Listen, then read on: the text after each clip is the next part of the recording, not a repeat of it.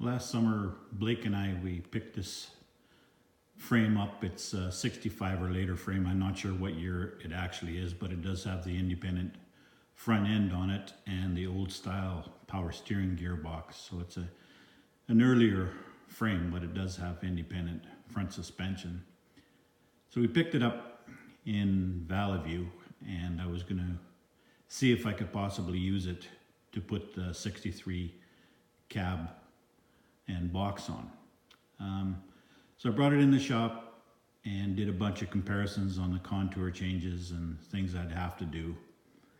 And I decided that it looked like it was going to be too much work, that I would just stay with the original 63 frame, which is in the background over there.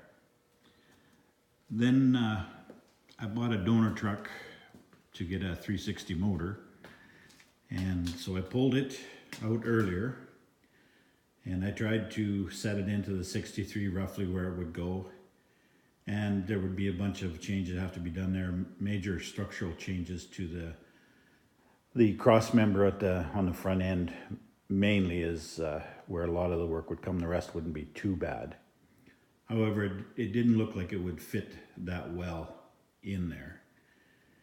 And in looking back at some of the information I was able to find, it looks like they didn't put the FE block, the 352, in these trucks until 65. Anyway, so that kind of fits with some of the issues I found with frame width and stuff like that. So after finding that out, I figured I'd revisit the frames, and so I brought the two back in and started comparing things and taking a bunch of measurements just to see what the difference was. And you can see I got all kinds of marks on here telling me different things. And then I put all this stuff down on paper, and I got a couple pages of that here, just trying to compare. So what I did is put a piece of 1.5" square tubing. I've got it set up on the later frame here right now. So what I did is I put this on the frame rail on both frames, and then I would go to the key points. So here you got the rear box hole, and then another box hole, another one, cross member.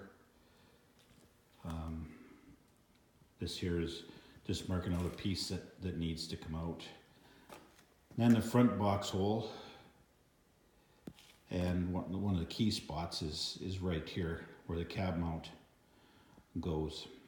And so I started doing these measurements, basically the difference here between the two. And what I found was that from the cab mounts where they go all the way to the rear, that part was basically the same. The contour of the frame, the bolt holes, the rivets, the spring shackle centers from here to here, the housing center line according to the frame, all that was the same. Of course, this is a different style cab mount, so I'd have to build an external cab mount to mount on there. And then I continued on. Of course, the frame really dips on this later model, and then your front cab is totally different than the 63, of course. And so this piece has to come off. So then it comes up to go over your independent twin I-beam. So what I did is I just slid this 1.5" square tubing all the way up to the front, and I continued doing my measurements between the tubing and the frame across. And what I found out is there's very little difference at each end. So basically the box end and then the front end from about here on. Very little difference. Basically, they're the same. So it's just the dip in here that a guy's got to contend with. And so when a guy gets rid of this old mount, cab mount, and puts the one for the 63 back here, that'll take care of that. And so I'm currently thinking that that's the way to go. I originally thought that I would give up on this later frame and just go with the old one until I tried to put the 360 in. So what I'm going to do is I'm probably going to shorten this and continue on with this later frame. Some of the things that you guys got to look for when I originally was doing my measurements back and forth comparing, I was running into a problem and it looked like I would have to shorten the frame in two different places. But what it actually happened to be is I didn't realize that this hole was actually a ½ inch further from the cab mount center than it is on the 63. And after doing a bunch of measurements back and forth, I finally realized that. And then that changed everything pretty much come back into line. So where I'm sitting now is I'm going to remove the front cab mounts here and then probably shorten the frame, take out a section at the back here that's nice and straight, and basically from this line here to this line, and take out that section, and then I'll use that section to reinforce the frame. After it's welded, I'll bolt it onto the inside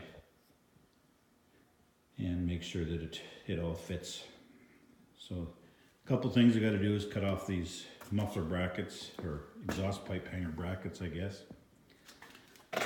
Remove the emergency brake linkages and stuff, and these emergency brakes, cables still actually work, and they're not kinked at the housing where they go into the rear of the brake drum like they usually are. So that was a pleasant surprise. And so I got rid of the brake line that runs along that side and the electrical wiring that goes for the rear lights.